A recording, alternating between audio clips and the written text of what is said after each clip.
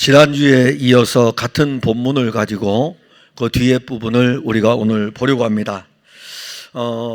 데살로니가 교회는 바울이 2차 선교를 하는 여정 중에 세워진 교회입니다. 데살로니가 교회 성도들은 바울이 데살로니가 있는 유대인 회당에서 이 복음을 전할 때 그 말씀을 받을 때에 바울이 그들에게 전한 말이 말로만 받은 것이 아니고 성령과 능력과 큰 확신으로 그 말씀을 받게 됩니다. 데살로니가전서 1장 5절에 보면 이는 우리 복음이 너희에게 말로만 이른 것이 아니라 또한 능력과 성령과 큰 확신으로 된 것입니다. 이렇게 이제 그리스도의 복음을 받은 그들은 믿음 생활을 하는데 굉장히 어려움을 당하였습니다. 참 믿음 생활을 하는데 이 땅에서 모든 일들이 형통하면 얼마나 좋겠습니까? 그런데 많은 어려움을 당하였습니다.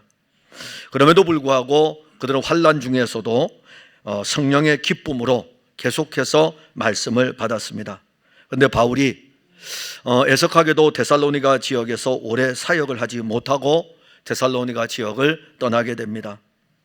데살로니가에 사는 유대인들이 불량배들을 동원해 가지고 데살로니가에서 복음이 전하여지지 못하도록 방해를 했습니다.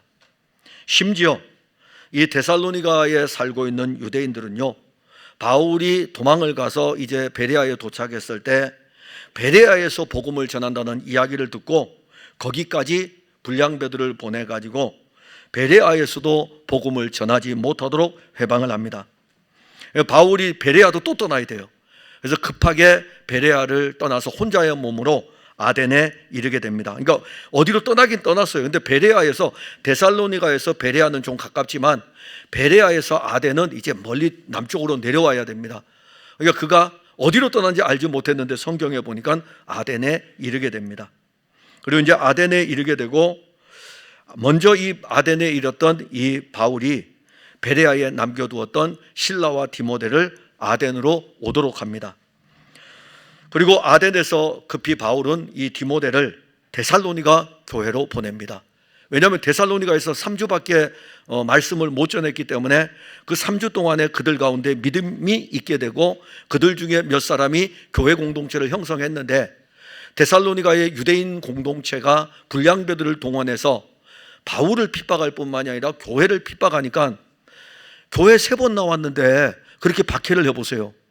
그 사람이 교회 다니겠습니까? 바울이 갈 수는 없고 지금 자기의 선교 여정은 지금 저 남쪽 아덴까지 내려와 있으니까는 급하게 디모데와 실라를 베레아에서 불러가지고 디모데를 데살로니가 교회로 보내게 됩니다. 그리고 바울이 디모데를 데살로니가 교회에 보내면서 이것을 이야기했어요. 가서 그들의 믿음을 세워주라 이겁니다. 가서 그들의 믿음을 세워주라. 자, 목회자가 왜 있을까요? 양떼들의 믿음을 세워주기 위해서 있어요. 양떼들의 믿음을 세워주기 위해서. 교회의 장로들이 왜 있을까요? 양떼들의 믿음을 세워주기 위해서 있습니다. 믿음을 세워주기 위해서. 디모데를 보내면서 가서 그들의 믿음을 세워주라 이거죠. 그리고 또 하나는 3주 동안 복음을 받았기 때문에 영적인 지식이 약하겠죠. 그러다 보니까 이 데살로니가 교회 안으로 어떤 세력들이 침투해 들어오냐면은 잘못된 사상을 가진 세력들이 들어와서 바울이 전했던 예수 그리스도의 복음에 대해서 변질시키는 일들이 일어나기 때문에 가서 데살로니가 교회 양떼들을 한번 살펴볼 것을 또 말씀을 합니다. 자, 그래서 이제 바울은 데살로니가로 이 디모데를 보내고 난 다음에 어디로 가냐면 아덴을 떠나서 고린도로 오게 됩니다. 자, 아덴을 떠나서 고린도에 와서 고린도에서 1년 6개월을 머무는 동안에 누가 오게 될까요? 데살로니가에 가 있던 디모데가 다시 고린도에 와서 바울을 만나게 됩니다. 그리고 데살로니가 교회가 어떠한지에 대해서 쭉 설명을 해주게 됩니다. 그게 오늘 본문 6절에 지금은 디모데가, 이 편지는 어디서 쓰냐면 고린도에서 쓰는 거예요. 고린도에서 쓰고 있는 것이기 때문에 본문 6절에 보면 지금 디모데가 너희에게로부터 와서, 고린도에 왔다 이겁니다. 나를 만나고 있는데 내게 와서 너희에게로부터 와서 너희 믿음과 사랑의 기쁜 소식을 우리에게 전하고, 그러니까 너희들이 가졌던 이 믿음과 그리고 사랑에 대한 이 기쁜 소식을 우리에게 전하고 있다. 디모데로부터 데살로니가 교회의 소식을 접한 바울은 그들이 어떤 상황에서도 흔들리지 않는 믿음을 가지고 있다는 것을 칭찬합니다. 편지를 쓸 때에 고린도에서 데살로니가 교회 이야기를 디모데로부터 이제 듣고 난 다음에 데살로니가 교회의 영적인 상태를 알고 있기 때문에 그들에게 편지를 다시 쓰는 거예요. 써서 보낼 때에 참 너희들의 믿음의 역사가 얼마나 대단한 것인가 들었으니까는, 디모데가 가서 직접 보았으니까는, 보고 와서 이야기를 해주니까는 믿음의 역사와 사랑의 수고와 소망의 인내, 이 부분에 대해서 이제 언급을 합니다. 신앙을 받아들인 지 얼마 되지 않죠. 교회 나온 지, 오늘날로 말하면 교회 다닌 지 얼마 되지 않아요. 교회 다닌 지 한 달도 채 되지를 않습니다. 근데 그 한 달도 채 되지 않는 동안에 교회를 그냥 출입한 다닌 것이 아니라 말씀을 들으면서 그 안에 믿음이 일어난 것입니다. 오늘날 교회를 10년을 다녀도 믿음이 없는 사람들이 있어요. 교회를 20년이 다녀도 믿음이 없는 사람들이 있어요. 믿음이 무엇인지 물어보면 믿음이 뭔데? 너가 믿는 예수님이 누구인데? 물어보면 예수님에 대해서 잘 모르는 사람들도 있어요. 그런데 딱 3번의 설교를 듣고 난 다음에 데살로니가 교회 성도들은 이 믿음이 있었던 것이고, 자, 이 믿음이 있었을 뿐만이 아니라 이 믿음 안에서 또 그들은 살아갔던 것입니다.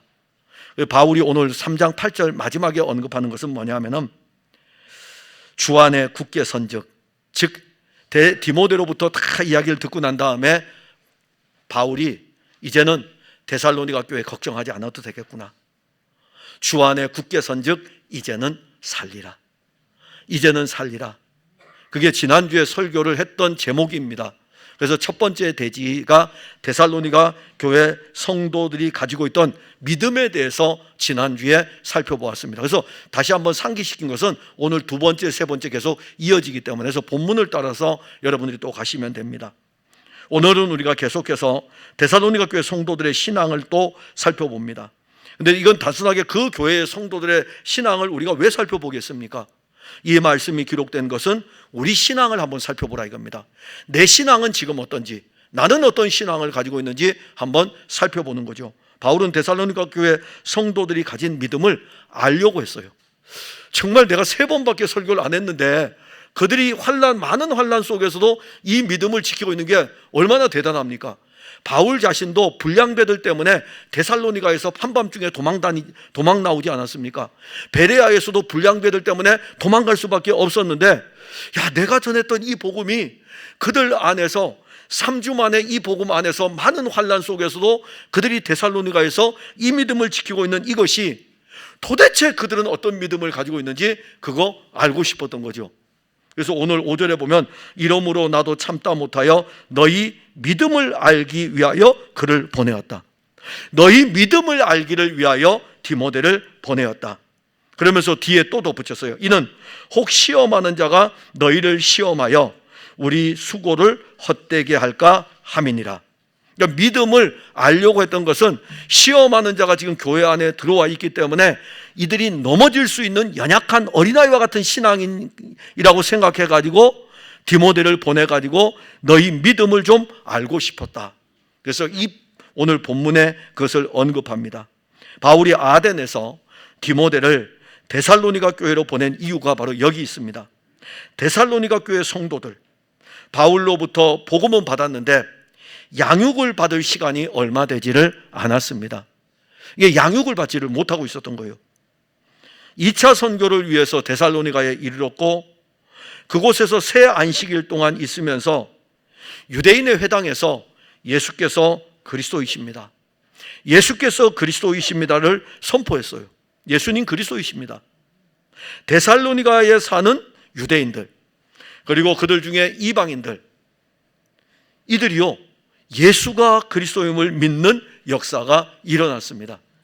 참 우리 신앙이 단순해요. 한 면에서 보면 단순하면서도 풍성해요. 단순한 건 뭐냐면은 예수님은 그리스도이고 하나님의 아들이십니다. 단순해요. 근데 그 예수님이 하나님의 아들이며 그리스도인데 육신을 입고 와서 우리를 위해서 자기를 다 주셨던 거예요. 단순하죠. 그런데 하나님의 아들 안으로 들어가 보면은, 하나님의 아들 그리스도 예수 안으로 들어가 보면 이분은 얼마나 풍성한지 모릅니다. 그분의 의, 그분의 사랑, 그분의 자비, 그분의 생명, 그분의 사랑, 엄청나게 이 그리스도 예수의, 그분은 보배잖아요. 보화이고, 정말 그 안으로 들어가면 들어갈수록, 캐내면 캐낼수록 그리스도 예수는 단순한 것 같은데 거기에는 굉장한 풍성이 있고 풍요가 있고 부요가 있는 것을 성경은 우리에게 증거를 합니다. 자, 그런데 이 데살로니가 교회 성도들은요, 예수께서 그리스도이십니다. 단순한 거죠. 이 단순한 복음이 전해질 때 이들은 이 복음을 받은 것입니다. 그런데 이 말씀을 받을 때 그들에게 어떤 일이 일어났냐면, 이 말씀이 선포될 때에 성령이 그 말씀과 함께 역사하였고, 성령이 역사하니까는 그들 안에 이 말씀이 확신으로 온 것입니다. 맞다, 예수님이 하나님의 아들 그리스도다, 예수님이 하나님의 아들 그리스도라는 것이 확신으로 왔습니다. 또 예수님이 하나님의 아들 그리스도이시니까는 그들 가운데 어떤 일이 일어날까요? 삶의 어떤 놀라운 능력이 나타나게 됩니다. 그 능력이 무엇이었냐면은 자기들이 그동안 섬겼던 모든 우상들을 다 버리는 것입니다. 데살로니가전서 1장 9절과 10절에 그들이 우리에 대하여 스스로 말하기를, 우리가 어떻게 너희 가운데 들어갔는지와 너희가 어떻게 우상을 버리고 하나님께로 돌아와서 살아계시고 참되신 하나님을 섬기는지와 또 죽은 자들 가운데서 다시 살리신 그의 아들이 하늘로부터 강림하실 것을 너희가 어떻게 기다리는지를 말하니, 이는 장래에 노하심에서 우리를 건지시는 예수시니라. 즉 믿음을 가지는 순간부터 내가 섬길 분은 오직 하나님 한 분이시다. 그 다음에 또 하나는요, 나를 구원하신 이 예수 그리스도가 다시 오시기 때문에 이 예수님을 기다리고 있는 거예요. 이 예수님을 기다리면서 신앙의 삶을 사는 것입니다. 오늘 우리들에게 한번 물어봅시다. 여러분들은 교회를 다닌 지 얼마나 되었습니까? 그러면 오늘 우리들은 예수님 재림에 대해서 얼마나 생각하십니까? 예수님 내일 재림하시고 예수님 모레 재림하실 때 새 안식일에 설교를 들었던 그들은 예수님께서 그리스도이고 예수님 다시 오십니다라는 이 말씀을 들었을 때 그들 가운데서 이 말씀이 능력으로 역사하고 이 말씀이 성령으로 말미암아 확신으로 와 있으니까 내 인생의 이제 최종의 목적은 주 예수께서 다시 오실 날을 기다리는 것. 그러니 이 땅에서 살아가던 모든 우상들은 어떤 것일까요? 헛된 것이죠. 헛된 것이니까 버리고 사시는 하나님께로 돌아오는 것입니다. 이게 바로 데살로니가 교회 성도들에게 일어났던 놀라운 믿음의 역사였던 것입니다. 믿음이 일하는 거예요. 믿음의 역사였어요. 데살로니가 교회 성도들이 정말 가진 신앙은 대단한 신앙입니다. 그들이 그 신앙을 가지고 살아갈 때에 환난이 오고, 많은 환난, 지난주에 설교를 할 때에 많은 환난, 여러 환난, 그 많은 환난 가운데서도 흔들리지 않는 견고한 신앙을 그들은 가지고 있었습니다. 그러면 바울이 더 이상 물어볼 필요가 없죠. 아니, 이런 신앙을 가지고 있다면 뭘 또 알려고 하겠습니까? 안 그래요? 여러 환난을 당하는 중에서도 그 믿음을 지키고 있다면, 와, 이제 데살로니가 교회 성도들은 인정할 만해, 그들 살펴볼 필요가 없어라고 해야 되는데, 그럼에도 불구하고 바울이 디모데를 데살로니가 교회로 보내는 것은 그들의 신앙을 알아보기 위해서였습니다. 우리가 흔히 그러잖아요. 교회에서 바울이 디모데에게 편지를 쓸 때에 교회의 일꾼을 세울 때에 새로 온 자를 말지니 이렇게 말씀하고 있다고요. 왜냐하면 아직 잘 모르기 때문에, 알아봐야 되기 때문에, 그 믿음이 어떤 믿음인지 알아봐야 되기 때문에, 주 예수를 믿는 믿음인지 알아봐야 되기 때문에, 그래서 새로운 자가 아무리 열심을 내도 어느 부분에서 세워지는 일에 대해서 디모데에게 목회를 할 때에, 바울이 이제는 에베소를 다 떠났으니까 3차 전도 사역을 다 끝나고 떠났으니까는 에베소를 떠난 다음에 에베소 교회 다음에 후임자가 디모데였거든요. 디모데가 이제 에베소에서 사역을 할 적에 어린 나이에 사역을 하니까는 교회의 일꾼을 세울 적에는 이렇게 세워야 된다라고 하면서 새로운 자는 말지니, 교만하여질 수 있기 때문에, 잘 알지 못하기 때문에, 그 신앙이 그리스도에게 뿌리를 내리고 그리스도 안에서 자라고 있는지, 한 몸의 교회를 세워가는데 그 사람이 정말 유익한지, 이 모든 것들을 살펴볼 것을 디모데에게 편지를 하면서 그 이야기를 했습니다. 그런데 바울이 지금 데살로니가 교회의 상황을 볼 때에 이들이 복음은 받기는 받았는데 새 안식일 동안 복음을 받았기 때문에 데살로니가 교회에 사는 사람들에게 과연 이 짧은 시간에 이들이 이런 믿음을 가지고 있다? 궁금하죠. 그래서 알고 싶었던 거죠. 요즘 우리가 교회를 볼 때에 정말 조심해야 되는 것은 참 교회 안에 침투하는 이단의 세력들이 많이 있습니다. 이 영적인 발톱을 감추고 있죠. 그리고 교회 공동체는 새로운 신자들을 따뜻하게 맞아주게 되죠. 따뜻하게 맞아주는데 지금은 새로운 신자를 따뜻하게 맞아줄 수 없는 시대가 되었습니다. 왜 그럴까요? 영적인 발톱을 숨기면서 교회 안에 들어와서 교회를 허물려고 하는 세력들이 있기 때문에 검증이 되지 아니하면은 따뜻하게 맞을 수 없는 그런 시대가 지금 우리의 시대인 것입니다. 저 사람이 어떤 신앙을 가졌는지, 그러니까 옛날처럼 이거 해야 돼요.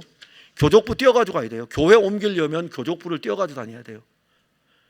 우리 교회에서 다른 교회를 가면 교족부 띄어가면 확실하잖아요. 풍성한 교회 대한예수교 장로회 고신측 동부노회, 이분이 우리 교회에서 어떤 신앙생활을 했고, 그래서 목사님 저 교회 옮기겠습니다. 아 그렇습니다. 교족부를 띄어가지고 가셔요. 교족부 띄어가지고 가면요, 그 교회 가서 이 교족부를 딱 주게 되면 아 이분은 풍성한 교회에서 2024년 12월까지 신앙생활 했다는 게 써 있으니까는 그 교회에서 받을 적에 아 이분은 뭐 검증할 필요는 없겠구나라고 받을 수가 있죠. 근데 교인들이 교족부 없이 교회를 옮기니까는 이 사람이 신천지인지, 이 사람이 예수중심교회를 다니다 왔는지, 이 사람이 하나님의 교회를 다니다 왔는지 어찌 알겠어요? 발톱을 숨기고 있는데.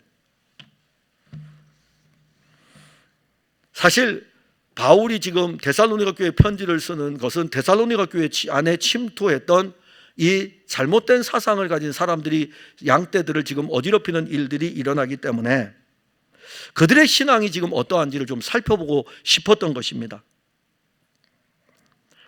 그런데 참 놀라운 것은요, 이 데살로니가 교회를 우리가 볼 때에 짧은 시간에 예수 그리스도가 전파가 됐는데 그들이 가진 믿음은 참 대단해요. 놀랍습니다.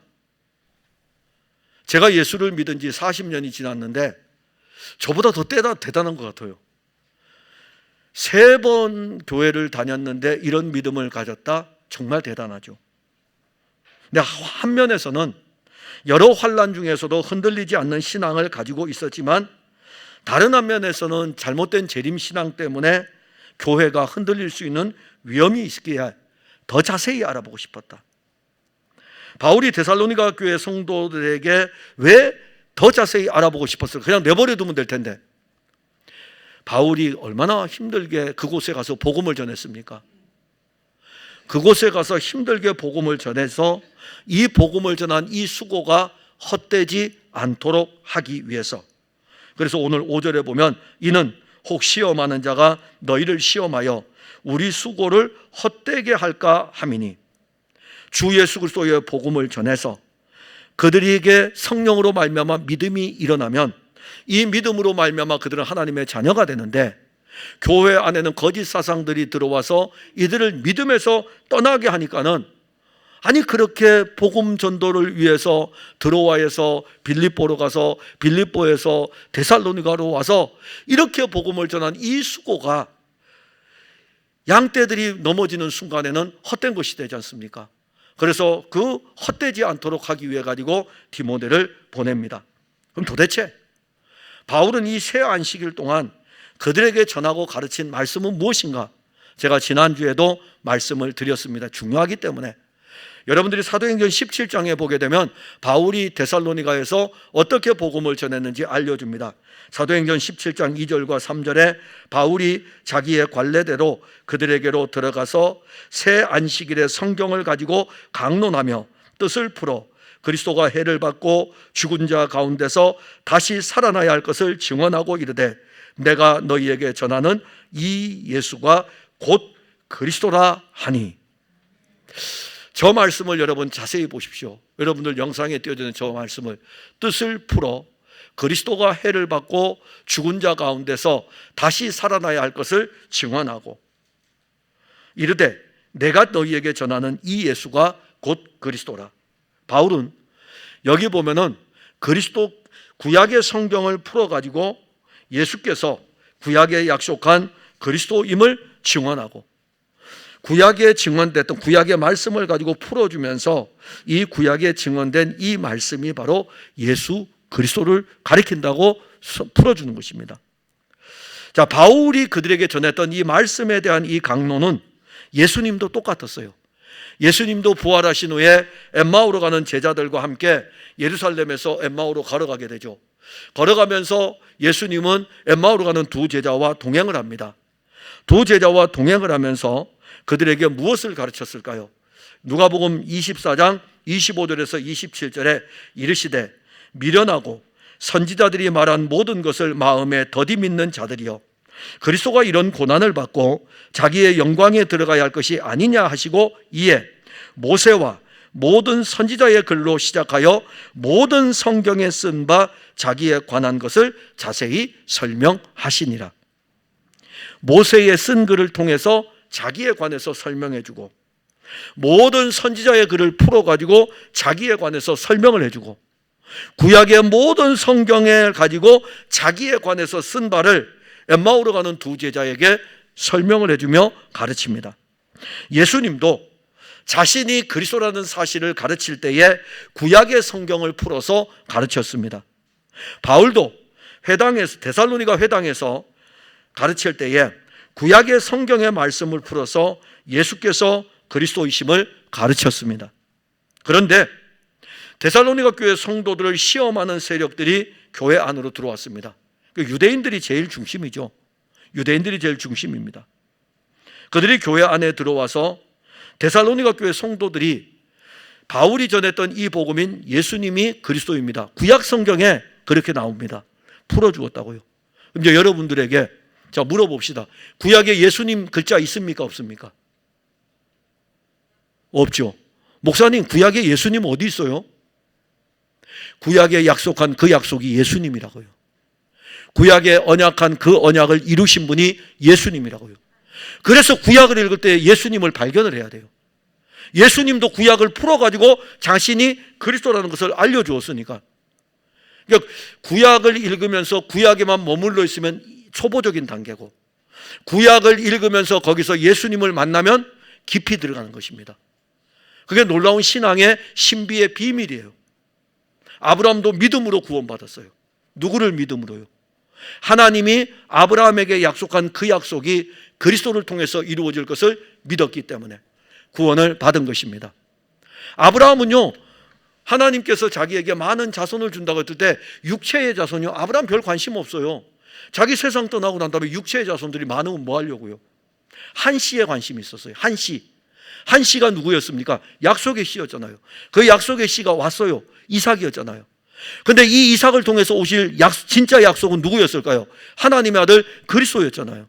하나님의 아들 그리스도가 와서 이 땅에 이 하나님의 그리스도를 믿음으로 말미암아 이제는 육적 아브라함의 자손이 아니라 영적 아브라함의 자손에 대해서 갈라디아서에서 말씀했고 아브라함은 그것을 믿었던 것입니다. 구약을 통해 가지고 계속해서 말씀을 전하는 거였죠. 바울도 그랬고 예수님도 그랬습니다. 그런데 교회 공동체 안에 들어온 세력들은 무엇을 이야기합니까? 유대인 공동체가 특히 더하겠죠. 예수 믿는 사람들에게 와서 교회가 세워지니까는 야, 구약의 말씀을 가지고 어떻게 우리가 예수님을 만나야 돼? 구약의 말씀을 가지고 예수님을 만나는 거 잘못된 거 아니야? 우리가 율법을 지켜야 되는 거 아니야? 율법을 지켜야 구원받는 거 아니야? 율법을 지켜서 구원받는다면 예수님 안 보내지 왜 보냅니까? 아니, 하나님이 하나밖에 없는 독생하신 아들을 왜 죽이겠어요? 우리가 율법을 지켜 구원받을 수 있으면 독생하신 아들을 왜 보내겠어요?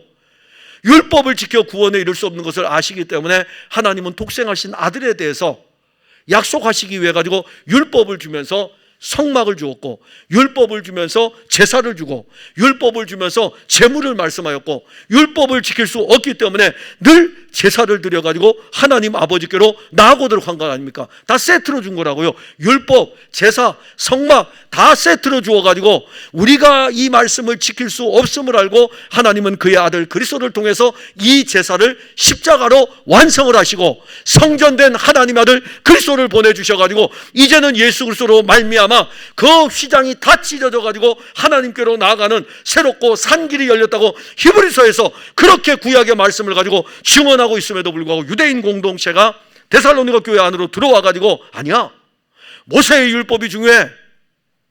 자기들의 그 예수 그리스도를 믿지 않으니까, 예수님이 하나님의 아들 그리스도임을 믿지 않으니까는 자기들의 받았던 종교의 사상을 가지고 교회를 어지럽히는 것입니다. 그들의 목적은 데살로니가 교회 성도들을 그리스도 예수에게서 떠나게 하는 것이었습니다. 그런데 데살로니가 교회 성도들의 신앙은 이미 주변의 많은 교회들에게 소문이 났어요. 그런데 이 소문난 교회가 흔들리기 시작합니다. 시험하는 자들이 교회 안으로 들어와서 그들의 신앙을 흔들었기 때문이에요.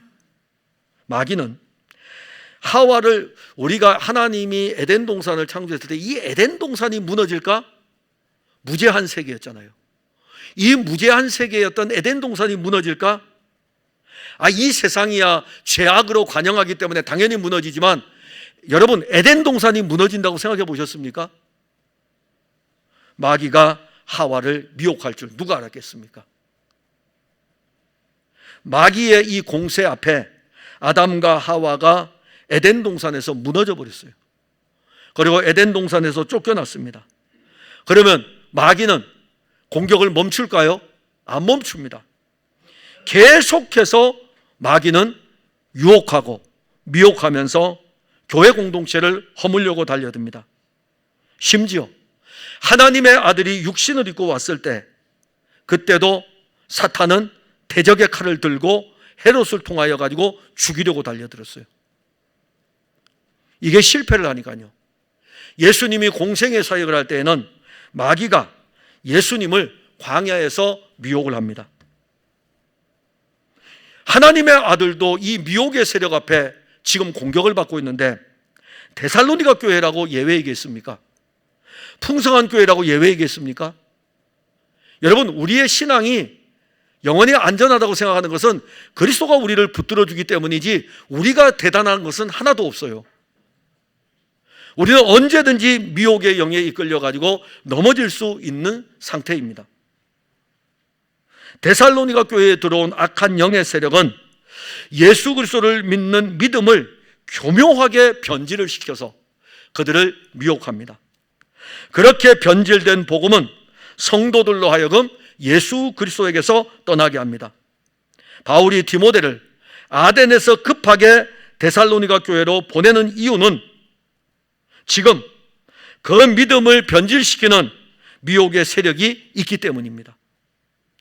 미혹의 영은 우리가 알지 못하는 방법으로 교묘하게 공동체 안으로 들어와서 성도들의 믿음을 빼앗아갑니다.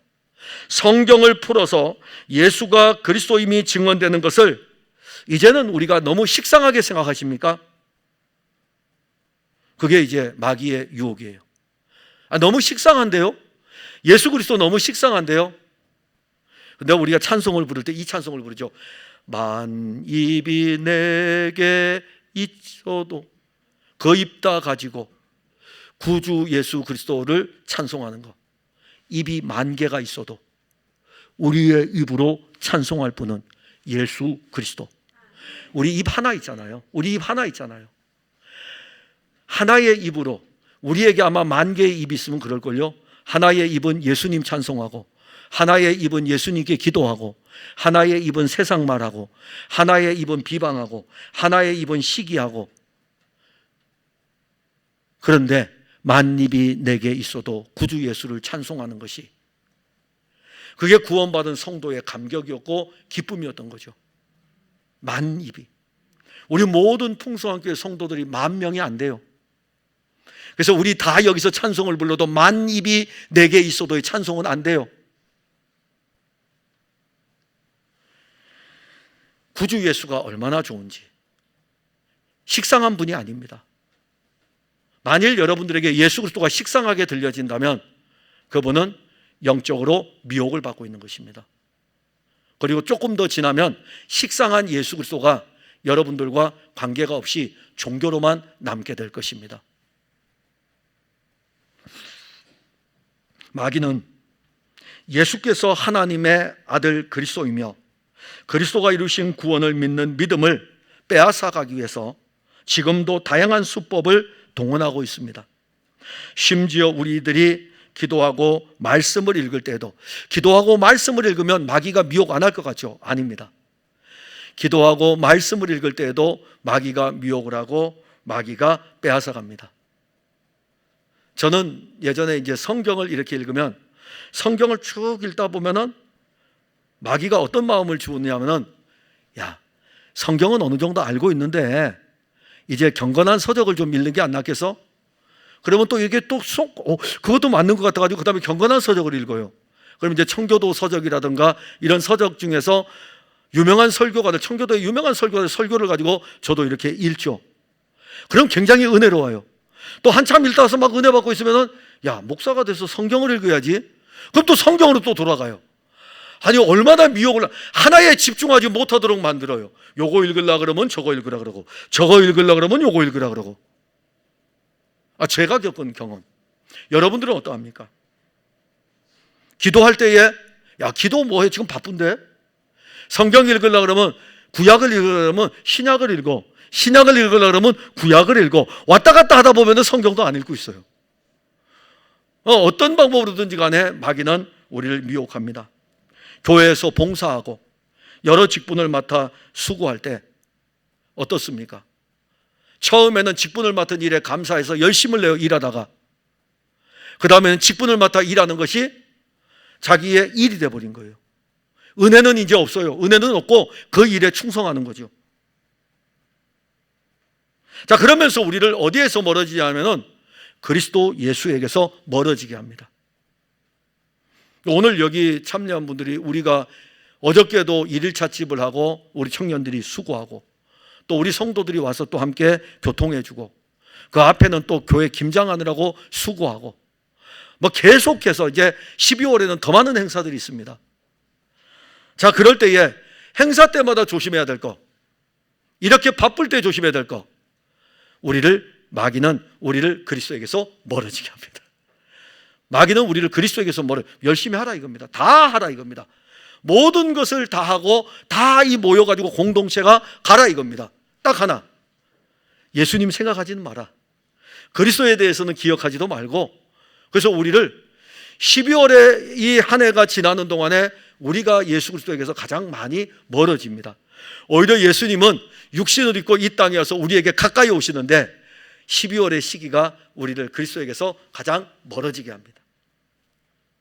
예수님은 성경을 풀어서 자신이 그리스도임을 가르쳤고, 바울도 성경을 풀어가지고 예수가 그리스도임을 가르쳤습니다. 그리스도의 십자가와 부활의 이 복음이 우리에게서 멀어지고 있다는 것은 우리의 믿음을 지금 병들게 하는 것입니다. 시험하는 자는 항상 있습니다. 미혹의 영이 우리를 흔들 수 있고, 그러기에 우리가 영적으로 주 안에 서 있는지 항상 자기의 신앙을 살피며 점검해야 합니다. 또 하나는 바울이 데살로니가 교회의 성도들이 가진, 왜 디모데를 보내냐면 디모데를 통해서요 놀라운 위로를 하나 받습니다. 이건 바울이 생각할 수 없었던 거였어요. 자기는 디모데를 보내면서 그 생각 안 했는데 디모데가 가지고 온 이야기를 들을 때에 바울이 그 이야기를 들으면서 위로를 받는데, 데살로니가 교회 성도들이 가진 믿음으로 말미암아 위로를 받게 됩니다. 본문 6절에 보면, 지금은 디모데가 너희에게로부터 와서 너희 믿음과 사랑의 기쁜 소식을 우리에게 전하고, 또 너희가 항상 우리를 잘 생각하여 우리가 너희를 간절히 보고자 함과 같이 너희도 우리를 간절히 보고자 한다 하니.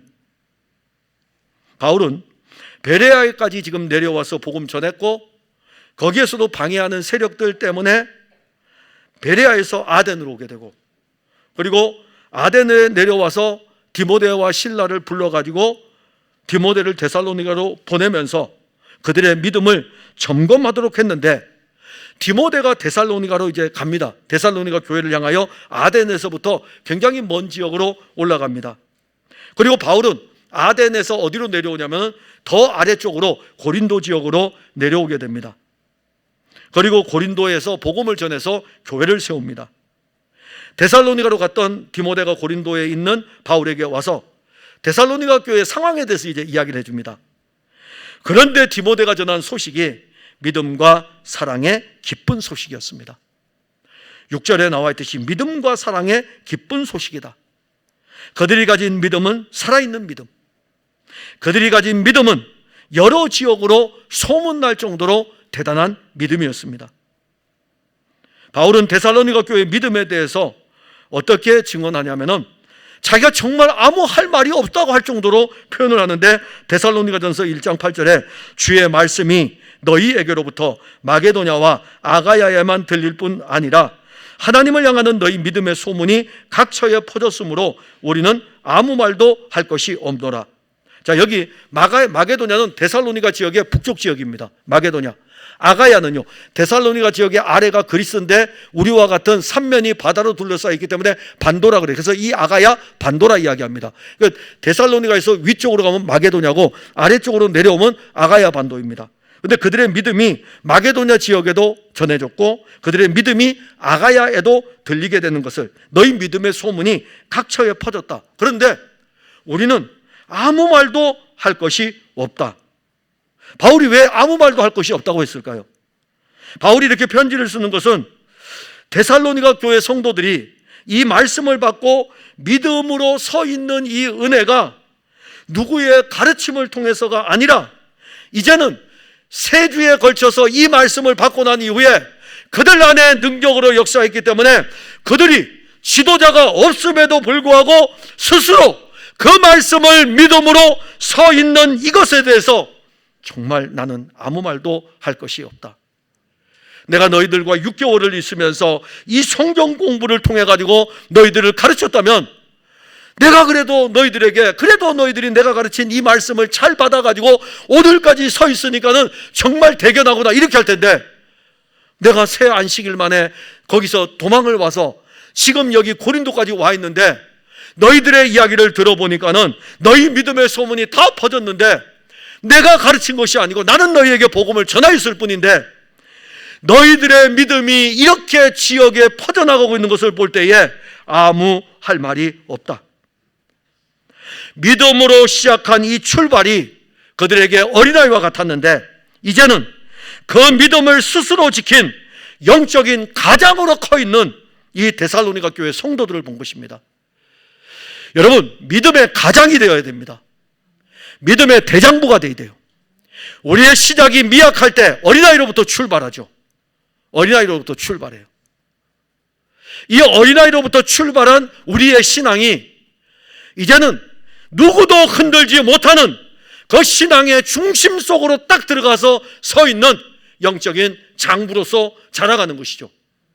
근데 그것은 어떻게 이루어질 수 있느냐? 데살로니가 교회 보면은 새 안식일의 복음을 받았음에도 불구하고 그들에게 이 말씀이 믿음으로, 이 말씀이 성령으로, 이 말씀이 확신으로 오니까 오늘 여러분들이 이 설교를 들으면서 듣는 자들 가운데 주의 영이 여러분들 안에 역사하면 그 사람은 오늘 이 설교 한 편을 통해 가지고 어린아이에서 믿음의 장부로 서 있을 수 있습니다. 사람으로 되는 것이 아니에요. 말씀이 여러분들 안에서 일할 때에 그 말씀이 여러분들 한 사람을 믿음의 장부로 세워 놓는 것입니다. 믿음을 어떤 믿음으로 우리가 시작하였습니까? 어떤 사람들은 믿음으로 시작하였다가 세상이 좋아서 세상으로 돌아간 사람들이 있습니다. 바울은 믿음에서 파선한 사람들에 대해서 디모데에게 편지를 쓰면서 알려줍니다. 디모데전서 1장 19절과 20절에 믿음과 착한 양심을 가지라. 어떤 이들은 이 양심을 버렸고 그 믿음에 관하여는 파선하였느니라. 그리고 여기에 그 가운데 후메네오와 알렉산더가 있느니라.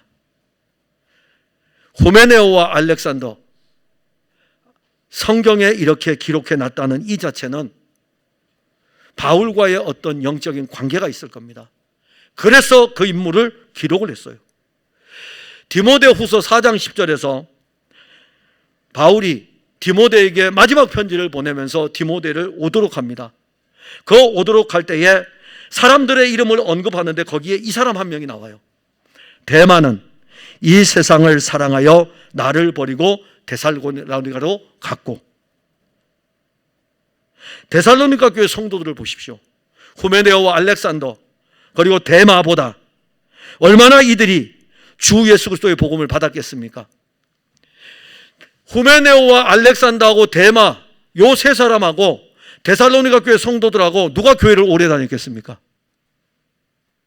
후메네오와 알렉산더와 데마, 이 사람들이 말씀을 받은 거하고 그리고 데살로니가 교회 성도들하고 누가 말씀을 많이 받았겠습니까? 데살로니가 교회 성도들이 말씀을 더 적게 받았다고요. 더 적게 받았어도 한편의 설교가, 한편의 말씀이 우리를 변화시키고, 한편의 말씀이 우리를 구원에 이르게 하고, 한편의 말씀이 우리 안에 능력으로 이끌어갈 때에는 데살로니가 교회 성도들처럼 영적 대장부로 서 있을 수 있지만은, 이 말씀이 말로만 들려질 경우에는 이 말씀은 우리에게서 10년이 가도 20년이 가도 후메네오와 알렉산더와 데마로 자리를 잡을 수밖에 없는 것입니다. 예수님께서 제자들에게 말씀하셨습니다. 세상을 이기는 믿음에 대해서 말씀했어요. 요한복음 16장 33절에 이것을 너희에게 이르는 것은 너희로 내 안에서 평안을 누리게 하려 함이라. 세상에서는 너희가 환난을 당하나 담대하라. 내가 세상을 이기었노라. 새벽에 저희 교회가 로마서를 강해를 합니다. 로마서를 강해를 하는데 로마서 1장부터 11장까지 예수 그리스도의 복음, 구원에 대한 말씀이 전개가 됩니다. 12장 1절 2절에 영적 예배에 대해서 언급을 합니다. 그리고 12장 3절부터 한 몸의 교회에 대해서 언급을 합니다. 12장 4절 그 다음에 6절 7절로 가면은 세상 통치 권세자들에 대해서 이야기합니다. 로마서 1장부터 성도들이 11장까지를 빼놓고 읽어요. 아니, 읽기는 읽는데 구분을 해버려요. 구분을 한다고요. 구분이 아니고 통으로 연결이 되어 있습니다.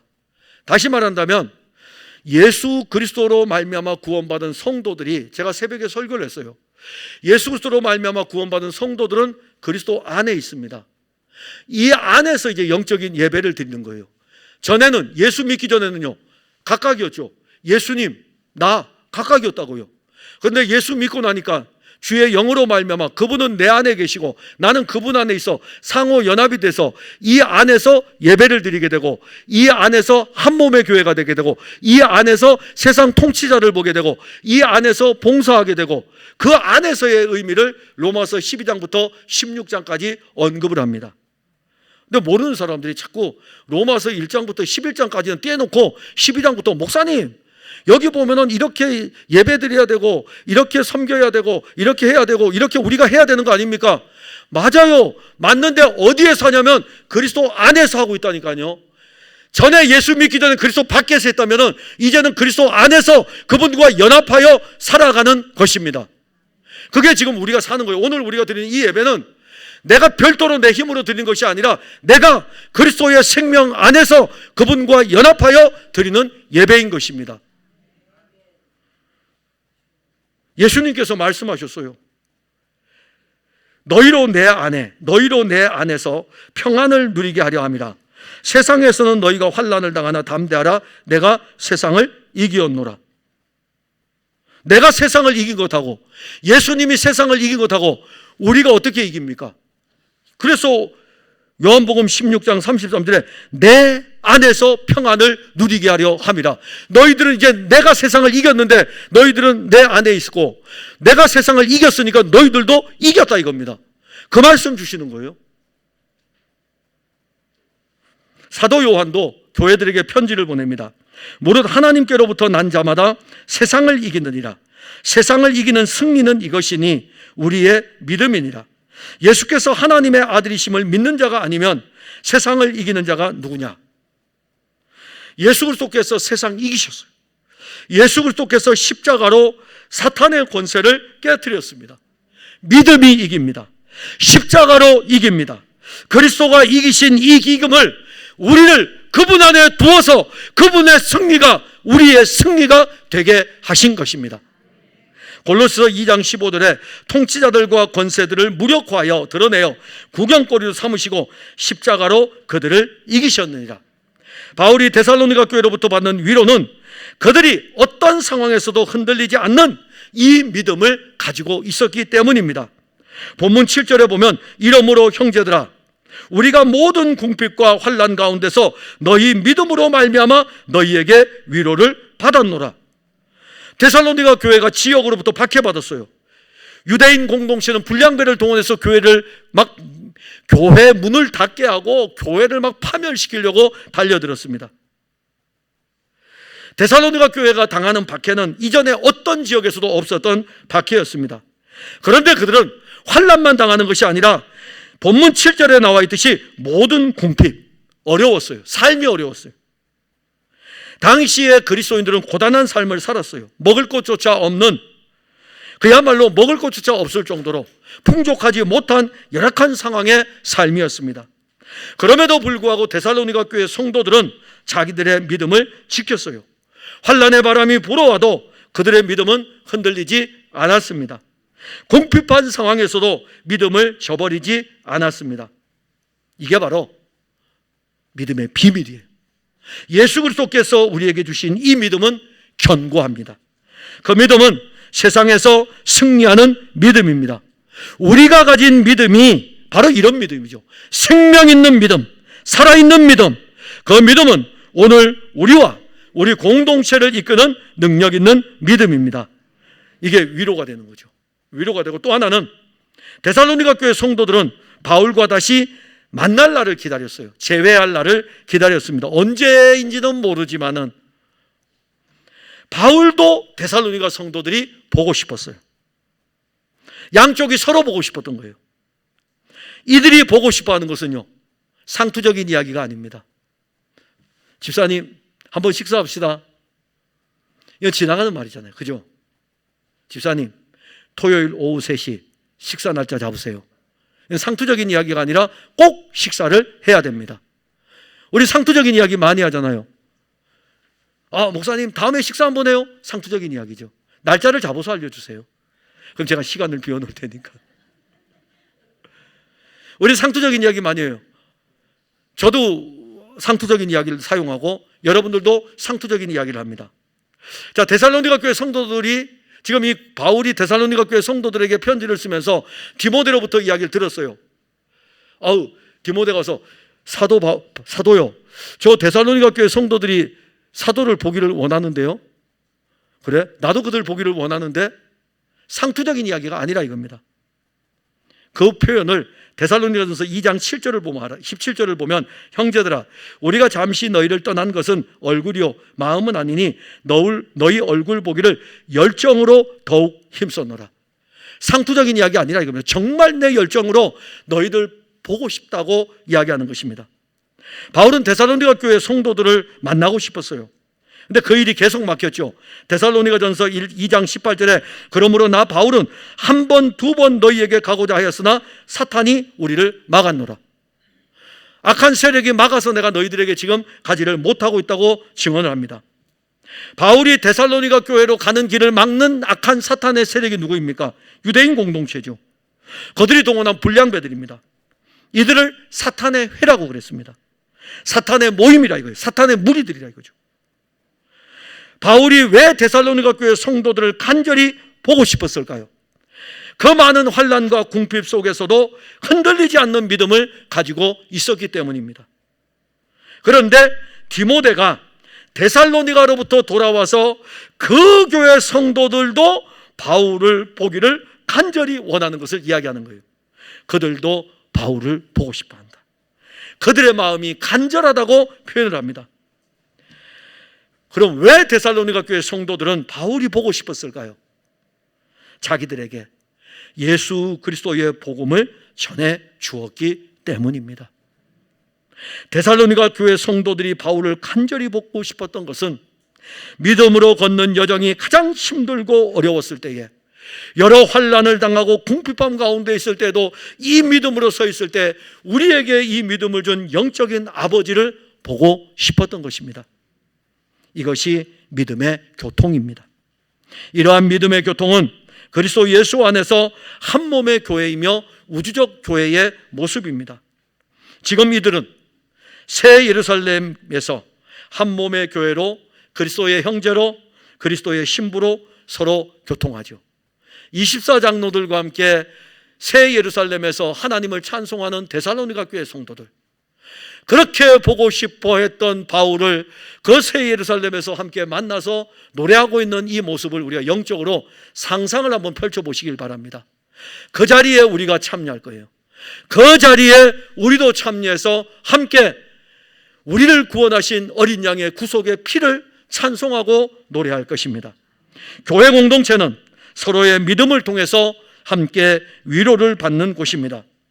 데살로니가 교회 공동체는 바울과 함께 하지 못하였지만 서로가 이제 서로에게 위로를 주는 공동체였습니다.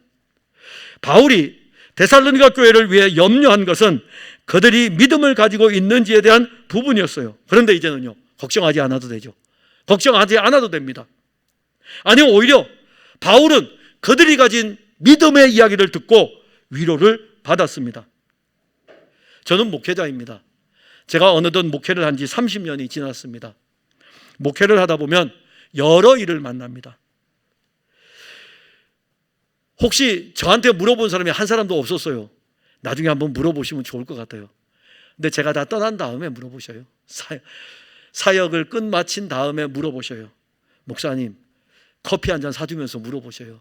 목사님, 목회 은퇴하시고 나서 목사님에게 가장 위로가 되는 이야기는 무엇이었습니까? 라고 한번 물어봐 주셔요. 지금 요즘 물어보지 말고요. 목회를 하다 보면 여러 일들을 만나는데 가장 위로가 되는 이야기는 믿음이 흔들리지 않는 성도입니다. 어떤 상황에서도 믿음이 흔들리지 않는 성도.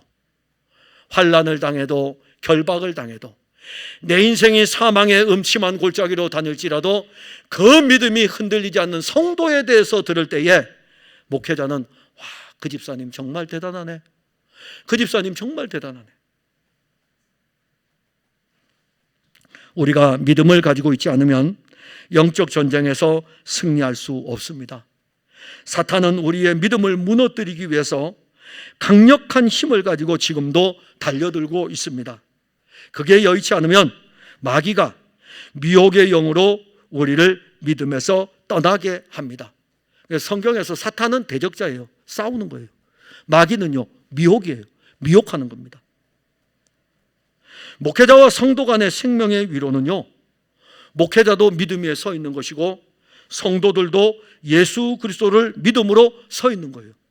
그리고 이 공동체는 한 믿음 안에 함께 세워지는 것입니다. 이 위로가 세상이 줄 수 없는 위로인 것입니다. 사랑하는 성도 여러분, 바울은 이제 데살로니가 교회 성도들에게 8절에 그러므로 너희가 주 안에 굳게 선즉 우리가 이제는 살리라, 생명의 고백이죠. 이 말씀에 담긴 바울의 간절한 마음을 볼 때 그 마음이 데살로니가 교회에 있음을 알 수가 있습니다. 우리도 동일한 믿음을 가지고 있습니다. 우리가 가진 이 믿음이 어떠한지 우리 자신들을 한번 살펴보고 환난과 박해 속에서도 이 믿음이 우리에게서 흔들리지 않는 믿음으로 견고히 뿌리를 내리고 있는지 살펴보셔요. 그리스도에게 뿌리를 내리는 것이고 그리스도 안에 있는 믿음입니다. 그리고 우리는 이제 이 믿음을 가지고 풍성한 교회라고 하는 이 교회에서 한 몸으로 교회 생활을 합니다. 그때에 이제는 살리라. 이제 함께 서로 서 있으니까는 서로가 서로에게 위로를 주는 거죠. 시기하고 질투하고 비방하는 말이 아니라 집사님 정말 대단하십니다. 그 어려운 상황에서 어떻게 믿음으로 서 있었습니까? 권사님, 정말 권사님의 기도가 힘이 됩니다. 권사님의 기도로 교회가 든든히 서갑니다. 장로님, 곁에 있어만줘도 힘이 됩니다. 서로가 서로에게, 아니 우리 모든 집사님들에게 서로가 서로에게 이야기를 하면서 저 집사님은 왜 오늘 교회 올 때 이런 옷을 입고 왔어? 왜 저 집사님은 교회 올 때 이런 생각을 하는 거야? 왜 저 집사님은 저는, 그런 교회 공동체를 허무는 이야기가 아니라 저 집사님이 가지고 있는 믿음, 우리 모두가 가지고 있는 이 믿음이 한 몸의 교회로 세워져가는 은혜임을 알고, 그때에 우리 함께 고백할 때, 목사님 이제 숨통이 트였습니다. 이제 살 것 같습니다. 저도, 성도 여러분, 저도 이제 살 것 같습니다. 우리가 다 함께 세워지는 것 아니겠습니까? 기도하겠습니다. 하나님, 은혜를 감사합니다. 주 안에 굳게 선즉 이제는 살리라, 이제는 살리라. 데살로니가 교회를 목양을 할 수 없었던 선교사였던 이 바울의 선교의 여정에서 이 데살로니가 교회를 생각할 때마다 데살로니가 교회 성도들이 믿음 위에 서 있는지, 저들의 믿음은 어떠한지 늘 마음에 부담으로 담았던 이 바울에게 디모데가 데살로니가에 가서 그들의 영적인 상태를 가지고 돌아와서 데살로니가 교회의 영적인 상태를 알려줄 때에 바울이 그들에게 편지를 쓰면서 주 안에 굳게 서라, 이제는 살리라. 그 영적인 무거운 짐이 한 몸의 교회로 세워져가는 은혜의 고백으로 마무리되는 것을 보게 됩니다. 우리 풍성한 교회 모든 성도들이 믿음 위에 서고 이 믿음으로 이기고 그리스도 예수 안에 있는 이 믿음 안에서 함께 세워가면서 생명의 동역자들로서, 생명의 공동체로서 이제는 살리라, 이제는 이 교회에서 믿음 생활하는 이 생명의 은혜가 우리 안에서 생명의 숨통을 트게 하고, 이 생명의 숨통을 트게 함으로 말미암아 우리 모두의 입에서 이제는 살리라, 이제는 살리라, 이 고백들이 저들에게 있는 고백이 되게 하옵소서. 예수님 이름으로 기도하옵나이다. 아멘.